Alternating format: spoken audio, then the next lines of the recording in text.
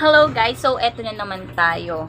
May nakita lang kasi ako dito guys. Ito oh, alam niyo ba kung anong tawag dito, di ba? Tina. Guys, ito pala yung ginagamit sa yung pagmamagay mga bata tayo. Biglang magaganyanan yung mga chicks natin. Biglang yung tawag doon, beke.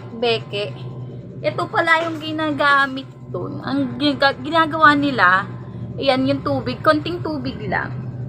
Tapos lalagyan mo siya ng ganyan. Ganyan guys, oh. Iyan siya. Ewan ko kung saan gawa to pero ang alam ko, ito ang ginagamit. Yan siya. Tapos ngayon, yung beke mo, ngayon, lalagyan mo siya ng ganyan. Yan.